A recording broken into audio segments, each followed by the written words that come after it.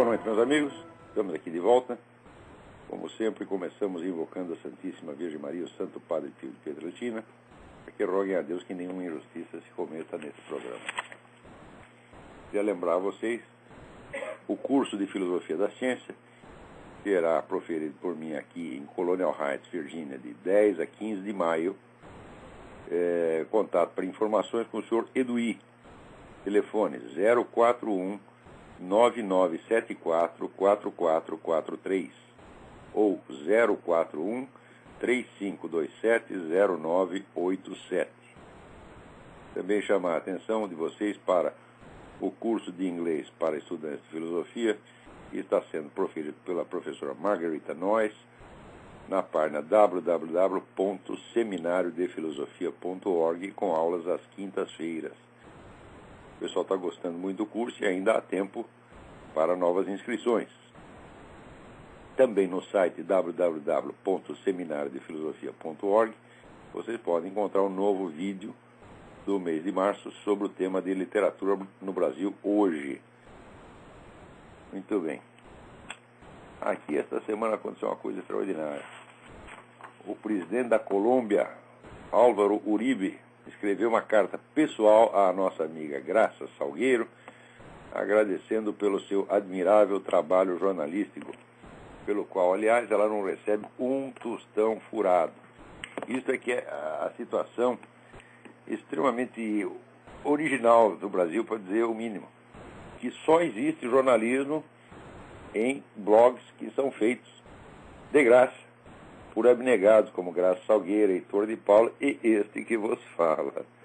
Tá certo? Jornalismo na grande mídia não existe mais nenhum. Não é exagero, isso não é exagero, não é força de expressão, não é figura de linguagem, não é nada. Não há mesmo, gente, mesmo não há a mais mínima preocupação de acompanhar os fatos. Tudo que tem saído na grande mídia é, vamos dizer, uma seleção deliberada para fins de controle social, para fins de produzir certos resultados. E a grande mídia virou exclusivamente instrumento de manipulação. Claro que sempre se usou a mídia para manipulação, mas agora ela não é mais nada. Todo vamos dizer, o aspecto jornalístico que pudesse restar, ele já não existe nem mesmo como pretexto, nem mesmo como disfarce. É uma coisa medonha o que está acontecendo no jornalismo, uma coisa criminosa.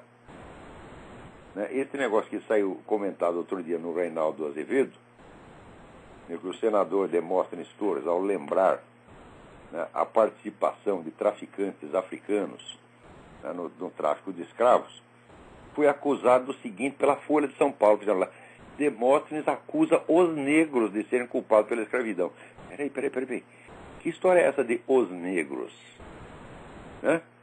Ele não pode ser acusado dos negros de escravos, porque o sujeito não tem como ser escravo e senhor de escravos ao mesmo tempo. Isso não faz o menor sentido. Não é isso? O que o Demóstenes disse, que é uma coisa que hoje está mais do que comprovada, existem dezenas de trabalhos do mais alto rigor científico, feito por historiadores ilustres, que mostram o seguinte: primeiro, o tráfico interno de escravos na África foi muito maior do que tudo aquilo que veio para o Ocidente. Por quê? A exportação de escravos para o Ocidente era só um fragmento do comércio total.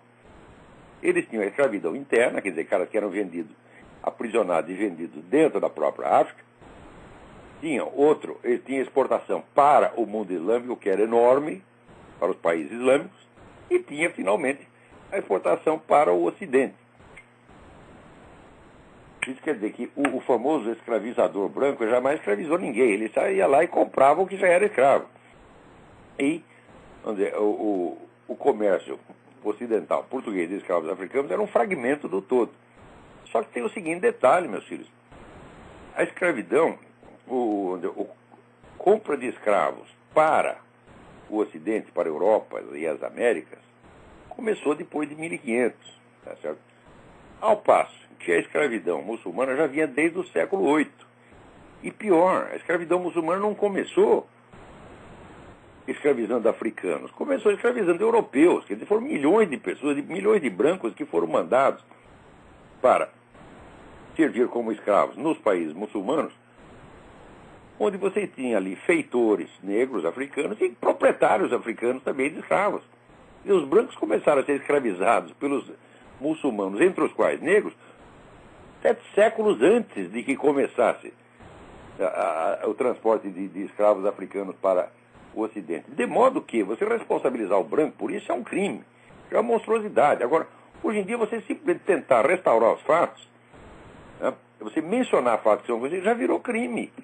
E pior, que te atribui intenções que você jamais poderia ter, como essa de que você querer jogar a população negra, né, contra o senador Demóstenes Torres porque ele mencionou um fato histórico. Quer dizer, mas esse negócio, veja, é evidente que se havia escravidão negra na África, não era o mesmo grupo negro que escravizava e era escravizado. Você tinha impérios enormes ali que invadiam, então, as pequenas aldeias, pequenas culturas e escravizavam pessoas, como acontecia aí também entre os maias e os astecas na América, que escravizavam e, aliás, matavam, né, pessoas de tribos menores em torno. Agora, quando a Folha coloca numa manchete, senador responsabiliza os negros, é a mesma coisa que ele dizer que ele está culpando os escravos por serem escravos. É uma coisa de uma malícia. O Reinaldo Azevedo diz que a matéria é intelectualmente e jornalisticamente criminosa. Olha, Reinaldo, você está sendo muito educado com esses filhos da puta. Isto não é um crime intelectual, isto é um crime material. Isto é um crime de calúnia. Está atribuindo ao senador um crime que ele não cometeu. E o lugar de quem cometeu esse verdadeiro crime de calúnia é na cadeia. O senhor Otávio Frias tem que ir para a cadeia por causa disto. O lugar de quem faz isso é na cadeia, porra. Além de pagar os danos morais correspondentes. Quer dizer, a Folha de São Paulo vive fazendo isso. Você quer ver uma coisa? A Folha está sempre pronta a celebrar os grandes feitos do terrorismo internacional. Então está fazendo um barulho desgraçado em torno de um espião jordaniano que infiltrou na CIA e enganou todo mundo. Então, saiu não uma matéria, saiu várias. Lembre-se do que eu disse da espiral do silêncio. A notícia não vale pela sua publicação, mas pela sua repetição e pela sua exploração continuada. Quando você vê que a matéria sai uma vez só, não quer dizer nada. Agora, quando ela sai, depois no dia seguinte tem uma continuação, e tem outra, e tem um artigo comentando, opa, aí começou a ficar importante. É isto que fica na memória popular. É essa técnica da espiral do silêncio. Quer dizer, uma coisa sempre repetida, sempre falada sob diversos ângulos para disfarçar a repetição, né, ao passo que uma outra é noticiada uma única vez, discretamente, ou então não é noticiada de maneira alguma. Então, comparem. De um lado, teve um espião jordaniano que entrou na CIA. Falaram, infiltração de espião no serviço de espionagem do adversário é a coisa mais banal do mundo. Acontece todo dia. Então, por que fazer esse forrobodó todo em cima?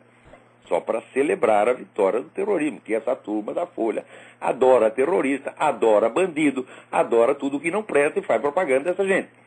Agora, na mesma semana, viu a divulgação de uma notícia, esta sim, espetacular, que o filho de um dos fundadores da Al-Qaeda era espião israelense. Isso foi divulgado na mesma semana. A Folha disse alguma coisa? Ah, não. Celebrar, vamos dizer, um feito da espionagem israelense não pode, é proibido. Você tem que glorificar terrorista. Os filhos da puta estão lá para isso, meu Deus do céu. E quer que eu respeite? Como é que eu posso respeitar uma coisa dessa?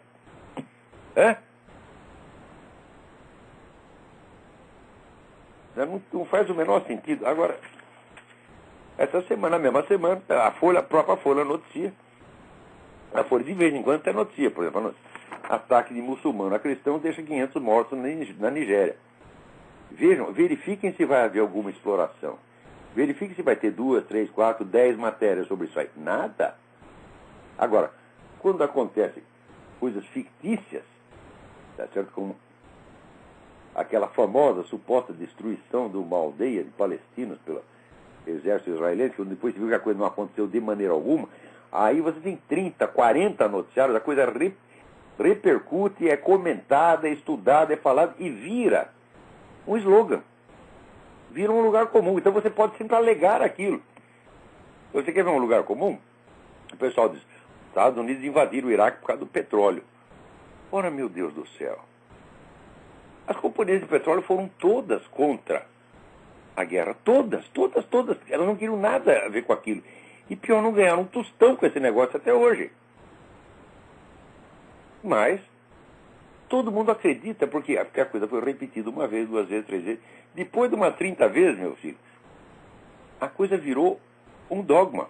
Virou uma verdade estabelecida da qual só malucos podem duvidar. Tanto que quando a gente fala isso, olha, isso aqui está no livro do Richard Miniter, Disinformation. Né? Dê uma olhada lá. Outra coisa, também, não havia armas de destruição em massa no Iraque. Então, quer dizer, porque uma busca não encontrou armas de destruição em massa, né? A coisa é repetida 50 vezes e que nunca se encontrou. O Richard Miniter dá lá a lista inteira das armas de destruição em massa que foram encontradas no Iraque. Só que isso nunca sai na mídia. Aqui nos Estados Unidos, até sai, porque você tem algumas publicações que não seguem essa linha, porque você tem esse milagre do rádio americano, que, quer dizer, fura todas as barreiras de silêncio. Mas no Brasil não tem nada. No Brasil só tem esses blogs que nem o da Graça Salgueiro, do Heitor de Paula. Então, aqui. Por isso mesmo está aqui, escreve o Álvaro Uribe. Estimada doutora Graça, ele escreve Grácia, olha só, Grácia Salgueiro. Felicito pelo olhar integral que a senhora tem lançado sobre a política da segurança democrática. É muito importante que a opinião pública internacional conte com a informação que, de maneira valorosa, profunda e crítica, a senhora desenvolve no seu blog Nota Latina sobre temas tão sensíveis para a região. Ele jamais poderia dizer a mesma coisa da Folha de São Paulo. Agora está aí, esse merda desse Otávio Frias, está bilionário, tá certo? Vendendo mentira. E vocês compram. Por que compram a Folha de São Paulo? Por que não acionam esse jornal pela lei de proteção ao consumidor? Deveria haver milhares de processos contra a Folha, contra o Globo, contra o Estadão, tá certo? Por omissão de notícias importantíssimas. Eu não vou lembrar para vocês pela bilionésima vez que essa turma durante 16 anos escondeu sistematicamente o Foro de São Paulo. Eu afirmo taxativamente, lugar de Otávio Frias, lugar de João Roberto Marinho, tá certo? É na cadeia! É na cadeia, porque isso é conspiração para enganar o público, isso é um estelionato. Os caras estão vendendo o negócio e prometendo uma cobertura isenta e depois se fazem isso. Ora, leia lá o Código de Defesa do Consumidor. Esse pessoal está devendo aos seus leitores bilhões e bilhões e bilhões de reais. Prestem atenção, se tem advogados me ouvindo. Acionem esta gente. Eles não podem mais continuar impunes. Porque, veja, por que eles são contra o controle estatal da mídia? Porque não precisa. Eles fazem a censura e não quer que o governo se meta. Quer dizer, o que eles estão zangados com o governo é mal agradecido. Né? Quem disse a verdade naquele congresso lá do Instituto Milênio foi o Miro Teixeira. Veja, o dia que a verdade tem que sair pela boca do Miro Teixeira é o apocalipse, gente.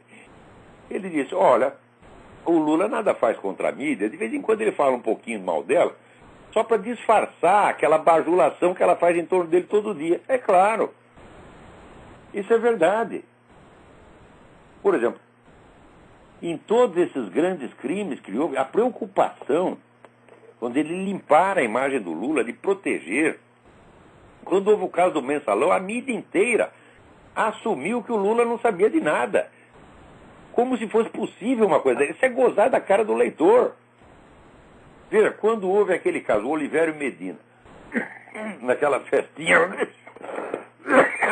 do PT, contou que havia trazido 5 milhões de dólares das Farc para a campanha do Lula.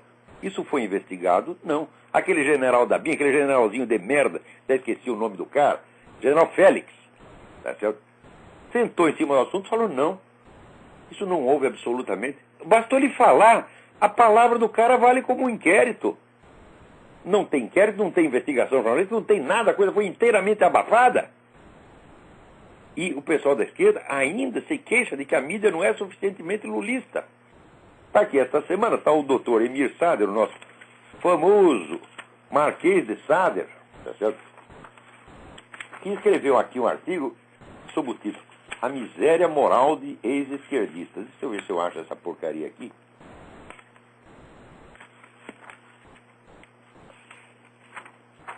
Estava aqui mesmo, é tanto papel, é tanta notícia, é tanta besteira que está aqui que nunca há tempo, né?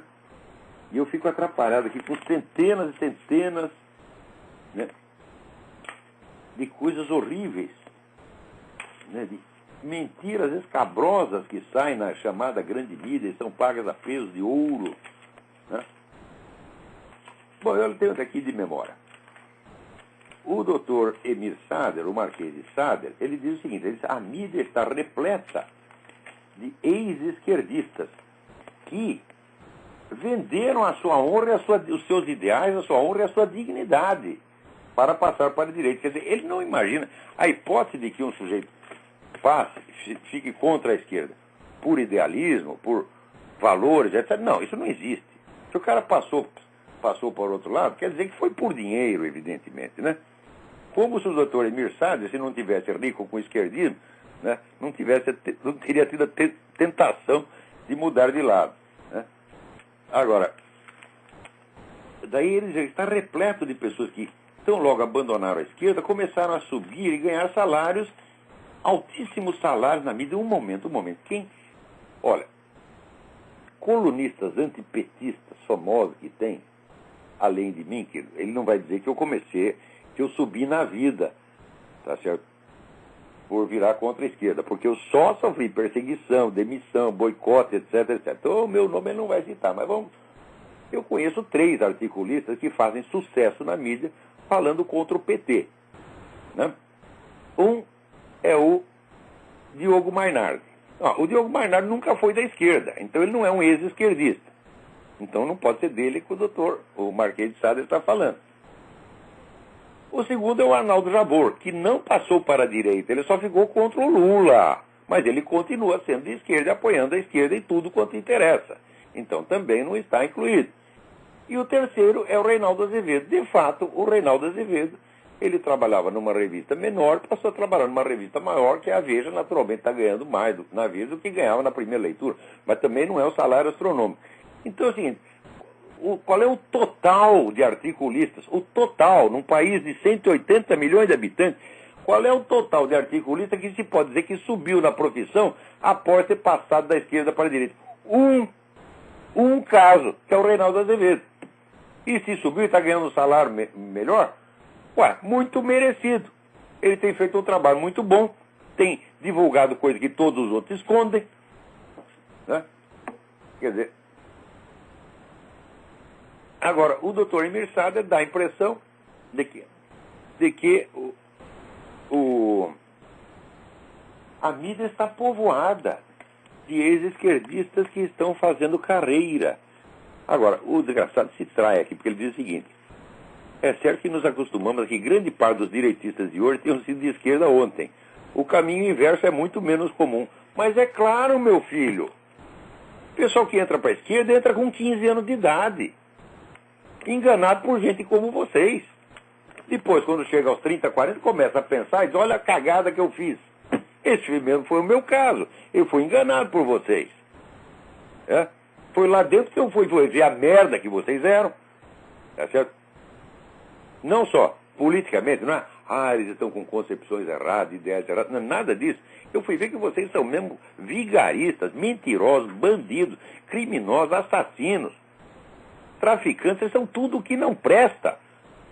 Se não fosse vocês, não teria narcotráfico na América Latina, porra. Narcotráfico hoje é Farc, da qual você, seu Emir Sader, você é lá membro da diretoria da revista do Foro de São Paulo que protege a Farc. Como é que um cara que faz isso sem falar de cobrar moralidade dos outros, vai tomar no olho do seu cu, Emir Sader? Daí ele diz, primeiro, ele exclui de cara a possibilidade de que alguém possa ter passado para a direita por idealismo ou por algum motivo moralmente relevante. Não, é só por corrupção, é só por dinheiro. Cadê o meu dinheiro, porra? Que eu ainda estou esperando. Se eu só levei boicote, xingamento, pé na bunda, fofoca, né? Agora, daí ele acusa que o pessoal da direita não discute as ideias que os outros têm. Não discute, ô seu bosta. Vocês é que não discutem, vocês só boicotam. Né? Você pega aí, olha, você pega, por exemplo, o livro do Antônio Paim, o livro sobre o marxismo, é um sujeito que largou, a esquerda não largou, agora largou. Já antigamente, no tempo do relatório Khrushchev, o livro esplêndido do Antônio Paim, né? Sobre o marxismo. Onde é que você vai pegar um livro de um ex-direitista transformado em marxista que analisa agora as ideias da direita? Vocês não analisam, vocês escondem. Lembra daquele famoso dicionário crítico do pensamento da direita, em que vocês omitiram todos os pensadores importantes da direita e botaram no lugar dele o quê? 2 ou 3 nazistas malucos? Botaram até aquele sujeito que era pedófilo, aquele sujeito que era gay e pedófilo, que fazia um jornalzinho de merda pro partido nazista. Esses vocês botaram como representativo da direita. Hã? Agora, se você procura lá o nome do Russell Kirk, não tem. Hã? Se você procura o nome do Leo Strauss, não tem. Se você procura o do Eric Wegener, não tem. Se você procura o Jorge Bernanos, não tem. Não tem ninguém. Eles sumiram com o pensamento da direita, né? E dizem que são os outros que não discutem as suas ideias. Ora, porra! Eu assisti mais de 10 sessões do Fórum da Liberdade no Rio Grande do Sul, onde só o que se discutia eram as suas ideias, e sempre se discutia com extrema educação. Todos discutiam, exceto eu. Eu jamais serei acusado de ter sido educado com vocês. Mas os outros, né, todos direitistas, incluindo ex-esquerdistas, que iam lá falar, só analisavam as suas ideias, nunca acusavam vocês de nada. Olha, Emir Sader, daí ele diz, esses que saíram da esquerda viraram pobres diabos que vagam pelos espaços que os marinhos, os tívitas, os frias, os mesquitas lhes emprestam. O quê? Quer dizer que os marinhos, os tívitas, os frias estão abrindo espaços assim de monte para ex-esquerdistas? Cadê, ô seu bosta? Cadê? No Globo não tem um. Tinha um que era eu. Fui botado para fora. Tá certo? Então tem lá um esquerdista antipetista, que é o Jabor. A esquerda está cheia de antipetistas. Tá certo? É isso a única coisa que tem lá. Agora, quem ganha dinheiro mesmo lá? Luiz Fernando Veríssimo. Tá certo? É talvez o colunista mais prestigiado que tem lá. Para escrever besteira, porque o Luiz Fernando Veríssimo é um sujeito inculto, burro. Né? Agora, por ser esquerdista, qualquer sujeito que é esquerdista, esquerdismo no Brasil é currículo, meu filho. Está aí o doutor Quartinho de Moraes. E chegou lá, inventou aquela história, enganou todo mundo. Né? Chegou lá na Unicamp e disse, eu fui condenado a 2 anos de cadeia por causa do assassinato do capitão Chandler. Quando foi ver, o cara não tinha participado de merda nenhuma. E daí, quando eu, baseado no que ele disse, eu acusei exatamente disso, daí ele disse, estou sendo difamado. O que é isso? Quando ele diz que ele foi condenado por causa desse crime, né? Então, é louvor. Agora, se eu digo a mesma coisa, é calúnia. Ah, vai tomar no cu, Quartinho, porra.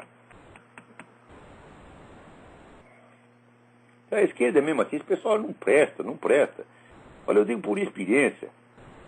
Olha, esquerdista decente, eu estou para ver, eu durante a minha vida inteira acreditei, porque faz parte mesmo da mentalidade liberal conservadora, acreditar que a convicção política do sujeito é uma coisa e a moralidade é outra. Né? Quer dizer, portanto, pode haver pessoas de alta moralidade, né, nos dois lados. Olha, isso de fato acontece em algumas situações. Mas no Brasil, olha, esquerdista decente, porra, eu conheci esquerdista decente no meu tempo, conheci o Nabor Caire de Brito. Né? Agora, faz muito tempo que eu não vejo nenhum. Muito tempo. Espera aí, tem alguém na linha aí? Alô, quem é? Alô, Olavo, tudo bom? Sim, tudo bem, quem é? Sou Luiz Guilherme. Você tá me Luiz ouvindo Guilherme, bem? tudo em ordem? Tudo certinho. Eu gostaria só de transmitir ao senhor uma mensagem do professor Carlos Ramalhete. Diga. Ele diz que ele fala que ele discorda ele discorda do senhor que não houve a completa destruição da vida intelectual e da educação no Brasil, mas sim a tomada da universidade por obscurantistas burros. Eles têm a relevância, mas você não. E aí ele completa: tenho muitas diferenças de opinião com Olavo, mas é impossível negar a sua importância. Mais ainda, seria ridículo comparar a sua influência com a de qualquer professor marxista de uma faculdade de humanas. Os alunos do Olavo não se esquecem dele nunca, enquanto os do marxista dificilmente chegariam algum dia a admirá-lo, por mais que o bajulem e emulem em busca de sucesso acadêmico. Isso ocorre porque o Olavo educa e ensina, enquanto o outro treina papagaios. Eu agradeço muito ao Carlos Ramalhete essas palavras tão generosas e gentis. Muito obrigado, Carlos Ramalhete. Aqui a gente... Eu gostaria também... É o seguinte, eu estou fazendo um esforço para ensinar mesmo as pessoas. Ensinar não é você pegar um conteúdo pronto e meter na cabeça deles. Ensinar é equipá-los, é transmitir o legado dos equipamentos que a cultura criou para aumentar a inteligência e a capacidade de aprendizado das pessoas. Então, quer dizer, o sujeito estuda comigo, ele não sai repetindo que nem um papagaio, ele se torna um sujeito capaz. Eu estou capacitando pessoas. E esse pessoal da universidade está incapacitando, está mutilando a inteligência, está destruindo. Então o pessoal puxa o saco do professor, enquanto está na universidade ele precisa dar nota. Tá? Outro dia mesmo, um aluno meu, até fiquei com vergonha, ele disse: olha, aquele meu professor lá na faculdade é uma besta quadrada, mas eu não posso falar mal dele, porque senão eu não passo de ano. Eu digo: não é assim que se faz, não, vai lá e xinga o cara, pô. Expõe o sujeito a vergonha pública, ele vai ficar com medo de você, ele te dá 10 pro resto da sua vida. Tá certo? Então, não pode afinar dentro dessa gente, não. Mas no Brasil está todo mundo afinando, e por causa disso eles fingem que respeitam esses professores. Mas, na verdade, eles não levam a sério o conteúdo que os caras estão falando. Né? Então, muito obrigado, Carlos Ramalhete. Nós já tivemos... Olá, gostaria de... A divergência às vezes tem até comigo mesmo. Oi. Olá, o Carlos Ramalhete também gostaria de convidá-lo a retornar à lista de e-mails da tradição católica. Ele também pediu para eu avisar isso, que ele gostaria de convidá-lo a fazer parte da lista de novo, porque ele adoraria voltar a discutir certos assuntos com o senhor. Ele escreveu até um comentário bastante extenso. Eu posso até me inscrever, mas esse negócio de e-mail aqui é uma catástrofe. Eu estou recebendo 700 e-mails por dia, eu não consigo... Não é que eu não consigo ler os e-mails, eu não consigo ler a lista, porra. Entendo. Assim, bom, curso, está fazendo programa de rádio, ele deve ter 50 assessores lá, né? Eu tenho aqui a Leila e a Roxane que estão aqui sentadinha na minha frente me ajudando, né? Mas ela também, a Roxane tem que tomar conta da casa, a Leila estuda na universidade, então ela tem pouco tempo. Isso é tudo que eu tenho, né? Então tá, as coisas aqui, eu vou entrar na lista, vou entrar, mas não garanto que vou poder participar com assiduidade. Muito obrigado pelo convite, que muito me honra. Obrigado, Olavo. Até mais. Boa noite. Obrigado. Então vamos aqui em frente, aqui, ó.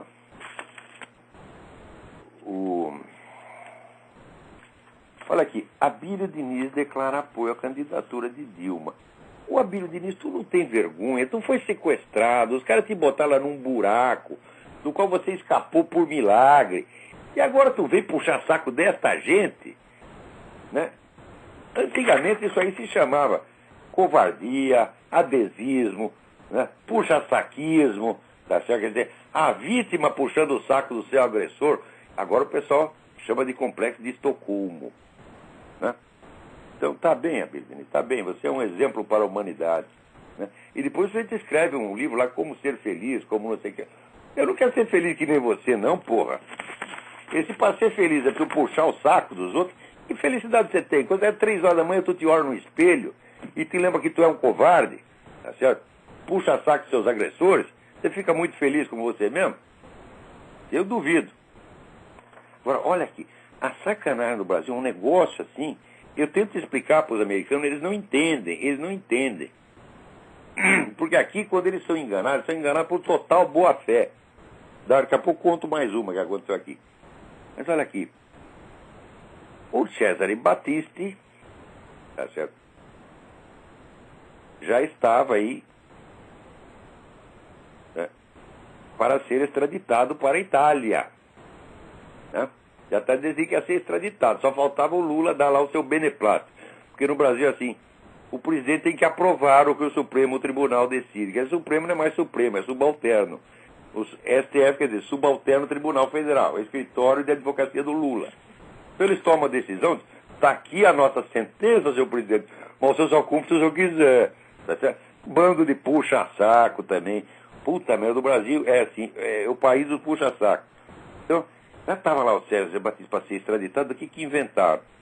Como o sujeito usou um documento falso para enganar a justiça, fizeram um segundo processo para ele, por causa do documento falso, e enquanto está rolando o segundo processo, ele não pode ser extraditado. Quer dizer, a própria filha da putice do cara é usada para protegê-lo. O diabo funciona assim, porra. Que coisa, é? Então agora o Lula não precisa, né? Porque o Lula também estava assim, daquele chove no mole, sabe? O Lula, eu sei que ele não gosta de desagradar ninguém, ele gosta de fazer a sacanagem, tudo por trás e pela mão dos outros, para ele sair sempre bem na fita, né? Então ele estava, não dizia nem que sim, nem que não, muitas vezes pelo contrário, nesse negócio do Cesare Battisti, agora pronto, né? Aliviaram para o presidente, ele não precisa tomar mais decisão nenhuma. O Cesare Battisti vai ficar, tá certo? Não porque foi absolvido, não porque ele mereça asilo político, mas simplesmente porque ele é pior. Além de ser um assassino, o cara é um falsário, porra. O cara é culpado de crime de falsidade ideológica, apresentou documento falso. Quer dizer, ele está sendo premiado pela sua maldade, né? Por aqui, assassinato de homossexuais no Brasil, relatório anual 2009. É um negócio impressionante, mas impressionante, você vê, em 20 anos, de 1988 até 2008, eles mataram 2.900 homossexuais no Brasil, rapaz. Mas não é um massacre, né? É impressionante. Quer dizer, no Brasil mora 50 mil, tem 50 mil assassinatos por ano. Né? Somando isso aí ao longo de 20 anos, né? Vai dar 1 milhão de pessoas. Ora, os gays, o pessoal do movimento gay, diz que 16% da população brasileira é gay. É muito otimismo deles, né? Ele, quando sai procurando alguém para comer, eles, olha, é difícil, viu? Difícil achar um sujeito. Sim, mas quem vai comer o Luiz Motta, porra? Olhe bem. Eu não acredito que ele seja gay, ele só diz que é. Ele é gay não praticante. Tá certo?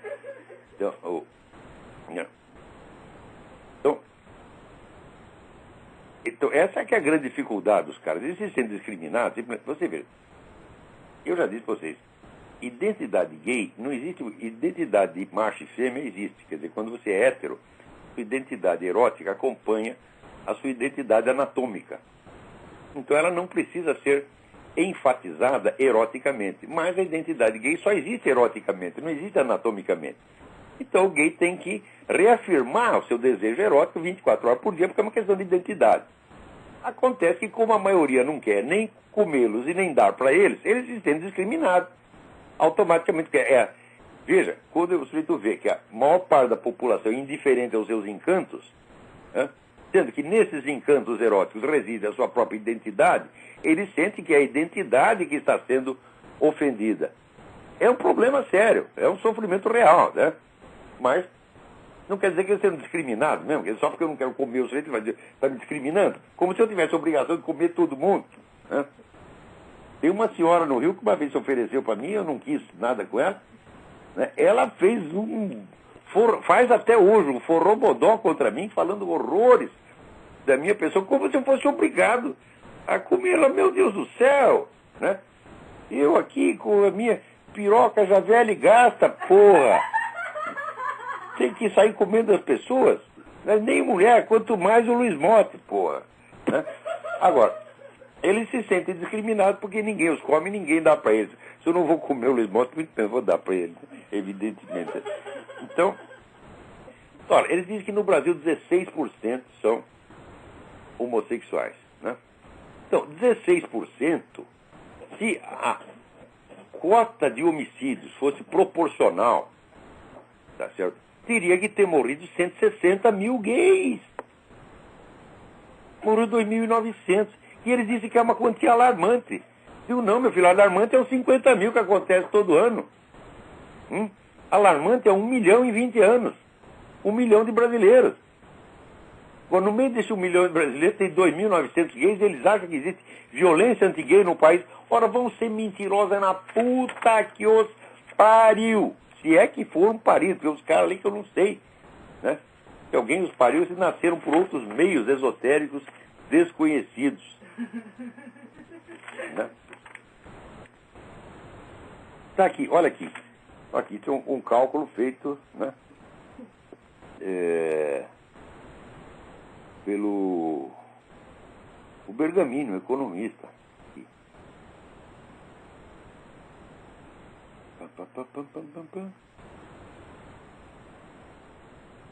Em 2009, o Brasil pagou juros reais positivos de 12,57% ao ano e recebeu, nas aplicações das reservas, juros reais negativos de 4% ao ano. Um ganho real para o mercado financeiro internacional de 17,26% ao ano. Vocês entendem por que esse pessoal está puxando o saco do Lula, porra? Hã? Porque o Lula é capitalista para fora e comunista para dentro.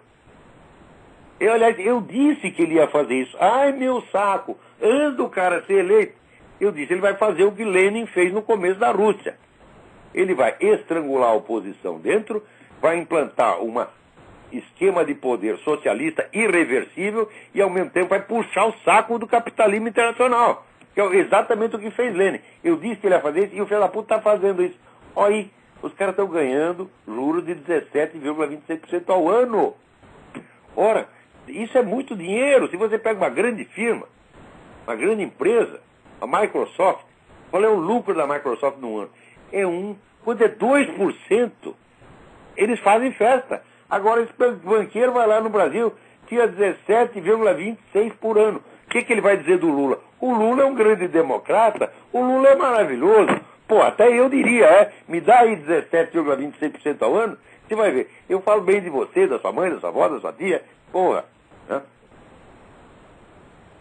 Agora, não percam essa série de artigos que o Reinaldo Azevedo está fazendo sobre esse caso do Banco Op, onde tem uma roubalheira que deixa assim, de fazer corar o mensalão. O mensalão virou uma titiga de galinha perto disso aí. E tem assassinato envolvido. Até porque esse pessoal... Veja, para eles matar pessoas... Ora, o que fazia essa turma Dilma, Partido de Moraes? Eles estavam lá em organização... Uma organização terrorista existe para quê? Para praticar jardinagem? Será que é isso? Para jogar futebol de botão? Não, uma organização terrorista existe, por definição, para matar pessoas. Então, matar pessoas, para essa gente, é merda. Olha só. Agora, aqui, veja que coisa. O pessoal andou vasculhando aqui o anuário do Columbia College, onde o Obama diz que estudou. College aqui são os 2 primeiros anos da faculdade, que é um curso que é, vamos dizer, um curso preparatório, que é mais ou menos igual para quem vai seguir depois o restante da carreira universitária. Quer dizer, a especialização universitária só ocorre a partir do 3º ano. Então, essa aqui é a diferença. Veja, college, então é o começo da universidade, e depois university. Né? E o Obama está lá no currículo dele que ele estudou no Columbia College. E os caras foram ver no anuário do Columbia College, não consta o nome de Obama nenhum. Não só não consta, como não tinha nenhum aluno da época que se lembrasse de Obama nenhum. Então, ai, que raio é isso? Daí tem um outro negócio, uma outra parte do Columbia que se chama General Studies. General Studies é para alunos fujões que largaram o curso e voltam, essa é a primeira categoria. Né? Não consta que o Obama seja um deles, que ele tenha frequentado 2 vezes o Columbia College. É cara que foge da escola aos 18 anos e volta aos 40. Não é o caso do Obama. Segundo, é para filhos e esposas de funcionários, que o Obama não é. E terceiro, é para estudantes estrangeiros com poucas qualificações. Só sobrou isso. Todo mundo sabe que a história do Obama é uma sucessão de mentiras, assim, perto dos quais, vamos dizer, o Al Gore vira a Madre Teresa de Calcutá. Tá certo? Então agora apareceu mais essa, o nome do cara não está no anuário do Columbia College, então ele só pode ter ido no General Studies. Se ele for no General Studies, então, ou ele é um ex-aluno que voltou, coisa que não é, ou ele é filho ou esposa o marido de funcionário, que ele também não é. O terceiro, ele é um estudante estrangeiro com poucas qualificações. O garoto que chegou lá na Indonésia com nota 0 em tudo e entrou no General Studies.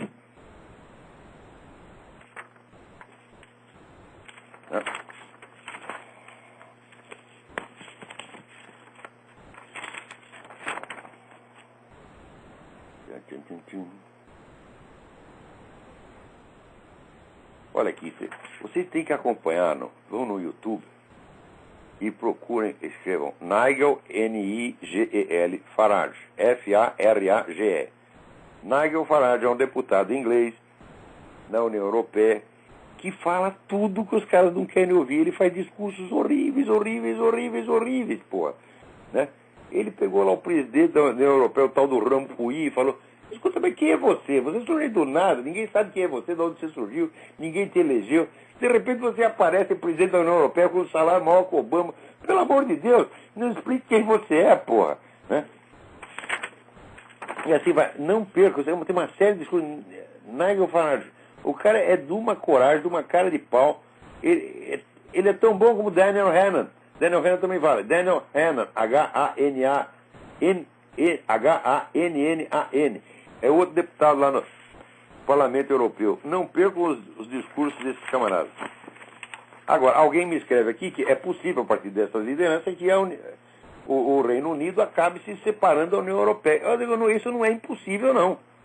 Porque essa turma da União Europeia é o seguinte: eles legislam coisas que as populações da Europa não ficam nem sabendo. De repente tem uma lei que ninguém sabe de onde surgiu, veio da União Europeia, e daí se surge algum bafafá, eles fazem um plebiscito, fazem um referendo. Bom, daí o referendo responde não. Ah, daí não serve. Eles fazem outro referendo. Não. Outro referendo. Não. Depois de 10 referendos, sim. Ah, o sim fica definitivo. Puta merda! Mas aí a União Europeia é um bando de gangster, porra. Outro cara que vocês não podem perder é o Lord Christopher Monckton, que é o sujeito que esculhambou com essa teoria do aquecimento global, mostrando uma completa falsificação de dados. Porque se você pega a história da temperatura, né, no Ocidente, o máximo de temperatura que teve foi durante a Idade Média. Depois baixou, veio baixando, e agora subiu um pouquinho, menos de 10% do que subiu na Idade Média. O que os caras fizeram? Eles sumiram com essa etapa da Idade Média, eles cortaram, né? Quando você tiver uma tira de papel, né, você corta aquele pedaço onde tem o gráfico assinala o máximo e emenda os dois mínimos, né?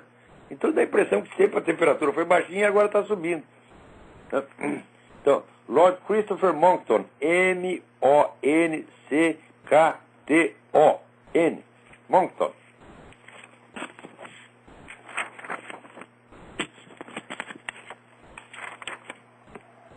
Ai.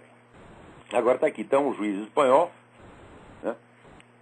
Está acusando aí. Aí saiu até no UOL. Veja, você de vez em quando sai umas coisinhas também, mas sai uma vez, gente. Não é cobertura. Né? Eles noticiam uma vez e depois esquece, como se aquilo não fosse um não acontecimento. Né? Está acusando o Hugo Chávez de colaborar com o grupo separatista basco ETA. E também, é claro, com as Farc. Bom, com as Farc nós já sabemos aqui, né? Mas, ao mesmo tempo, né, esse pessoal é tudo protegido ali pelo governo do Zapatero. Né? Então, outro dia, o ex-comandante da Revolução Cubana, Uber Matos Benítez, foi um daqueles que foram lá na Sierra Maestra com Fidel Castro, né? Como aconteceu com todos os primeiros líderes, uns estão na cadeia, outros estão no cemitério, outros estão no exílio. Em Cuba não sobrou mais ninguém, só sobrou Fidel e Raul Castro. Né? Então o Uber Matos diz o seguinte, que a ditadura lá em Cuba, ela está para cair. E quando cair, o que vão fazer os filhos das putas? Vão tudo para a Espanha ser protegido pelo Zapatero. Eu acho isso muito provável. Né?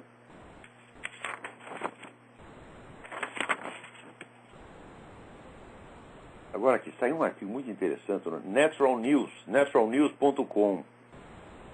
Um sujeito chamado Mike Adams, que é o editor do Natural News, ele observa assim, o número imenso de condutas banais humanas que agora estão recebendo classificações médicas e são tratadas como doenças.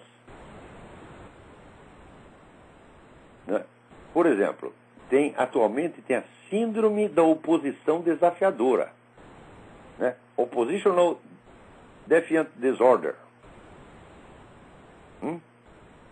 Ou seja, por exemplo, você se recusa a tomar uma vacina, você já entra na síndrome da oposição desafiadora, você está doente. Ou seja, todas as condutas que eles não gostam são chamadas de doença. Agora, que eles gostam, por você não querer tomar a vacina é doença. Agora, se você querer dar o cu, é inteiramente normal. Dar ou comer o cu. Que nem o Lula, que disse que queria comer o cu do outro lá na prisão. E só não fez porque o cara começou a dar um soco nele. Se não, meu filho... Ih, puta vida. É que o cara estava dormindo, acordou. O que tá fazendo aí em cima? Sai daí, pá, pá, pá. Começou a socar o Lula. Daí o Lula ficou chocado com aquela agressividade, né? Onde você viu, só porque eu queria comer o seu cu, né? É que é impressionante. Então, se você não quer tomar a vacina, você é enquadrado na medicina, né? E você pode ser obrigado, às vezes, a tratamento. Tratamento de, como é que se diz? Reestruturação de sensibilidade, né? Então, por exemplo, uma criança está triste, não é tristeza mais, né? É síndrome de desregulação temperamental com disforia. É complicado o negócio, né? O garoto está lá com o saco cheio porque o time dele perdeu, alguma coisa assim, pronto, já está com síndrome não sei do que. Né? Agora, cigarro é uma doença medonha. Agora, fumar maconha, tomar pico, tomar crack, não, isso é normal. Né? Então você vê que tudo isso aí, às vezes as pessoas podem rir das coisas, mas não, esse negócio é tudo planejado, gente. Isso é engenharia comportamental, quer dizer, você vai criar um novo padrão de condutas louvadas e de condutas condenadas. Isso vai mudar a moralidade inteira. Tá certo? De modo que, se você está lá no boteco onde serve maconha, na Holanda, você puxa um cigarro de tabaco, você vai preso, porra! Né? Vai ser assim, meu filho. Né?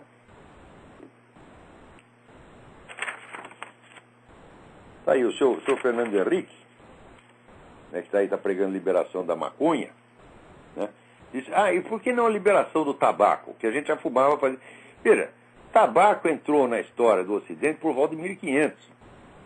Quer dizer, é um hábito que já tem 5 séculos espalhado por toda a humanidade. Tá certo? Então você vai criminalizar isso e você vai liberar um outro que surgiu a partir dos anos 50, 60.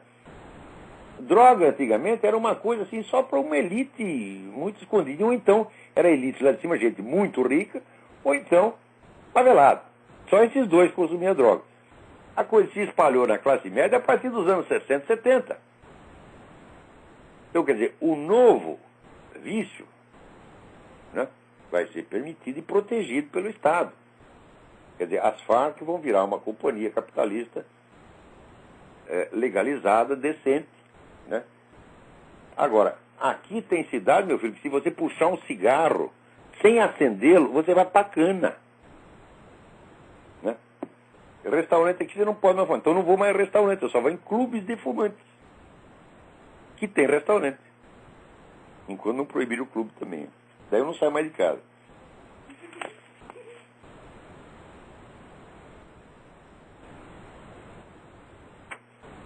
Olha, aqui tem uma carta que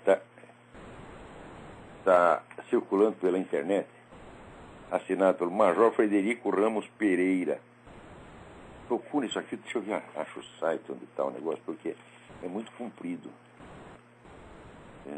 Página 16, página 17 sumiu. Puta merda. Não tem o site, mas acho que se você botar no Google vai aparecer Major Frederico Ramos Pereira. Ele está mostrando o que sente a verdadeira oficialidade das nossas Forças Armadas, que está sendo oprimido por comandantes vagabundos e puxa-saco. Tá certo? Aqui, ó, que eu estava falando antes. Né, filho do fundador do Hamas, não é do Al-Qaeda, do Hamas, Era espião israelense. Né? Aqui, saiu no blog.beliefnet.com. Né?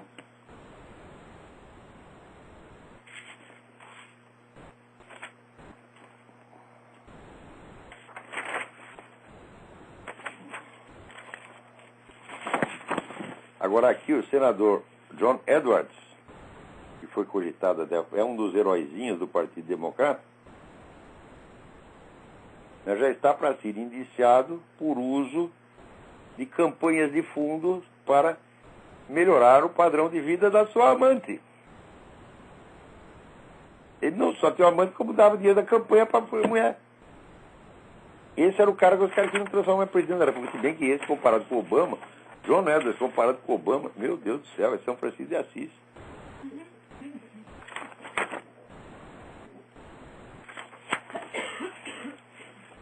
Aqui o Reinaldo Azevedo falando das cotas raciais. A reportagem intelectual jornalisticamente criminosa. Não, materialmente criminosa, pô. No mínimo, delito contra. Eu acho que isso é estelionato, está enganando a população, né? Está vendendo papel pintado, dizendo que é jornalismo. Agora a Folha aqui não para de falar do novos segredos sobre o agente duplo que enganou a CIA. Digo, o que é você enganar a CIA? Um monte de gente enganou a CIA, pô. Enganou a CIA, enganou a KGB. Agora, o filho do fundador da organização ser espião, falou, pô, aí é brabo o negócio, hein? Agora, o pessoal do aquecimento global diz que está preparando uma revanche, porque eles foram totalmente desmoralizados, né? Então agora, eles estão querendo lançar uma campanha para desmoralizar os seus acusadores, mas acho que agora é tarde, agora não vai dar, ninguém mais vai acreditar em vocês, pô. Não tem mais jeito. O Al Gore já foi para ganhar um prêmio de filme de ficção científica, né? E pronto. Vamos ver o que mais tem aqui. Já tem mais algumas noticinhas.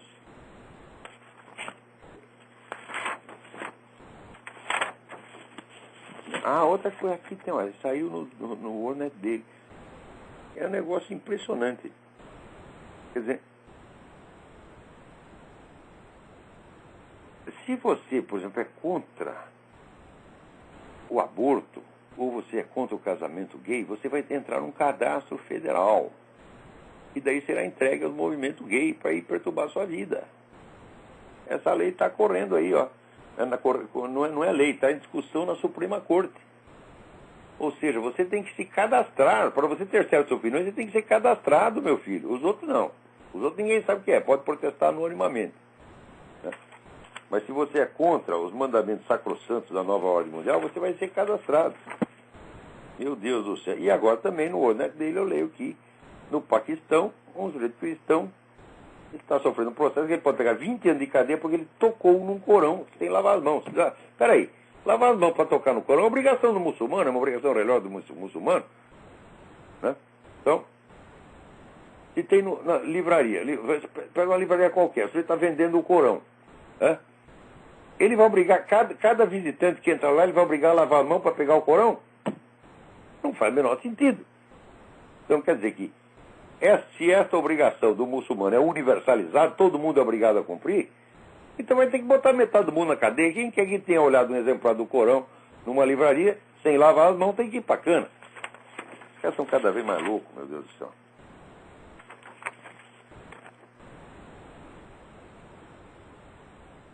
Então, diz que o negócio da situação dos cristãos no Paquistão está realmente braba, tá entendendo? Não é Paquistão, Nigéria, tudo quanto é lugar, está aberta a temporada de caça, né, aos cristãos. E o pessoal que realmente, olha, isso aí não é uma discussão de ideias, não pode ter uma divergência política entre pessoas educadas. Isso aí, os caras, bicho, eles são o homem da machadinha, tá entendendo?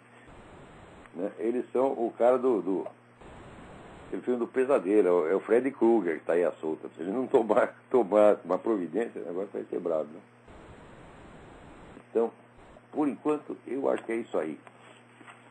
Então, até a semana que vem e muito obrigado.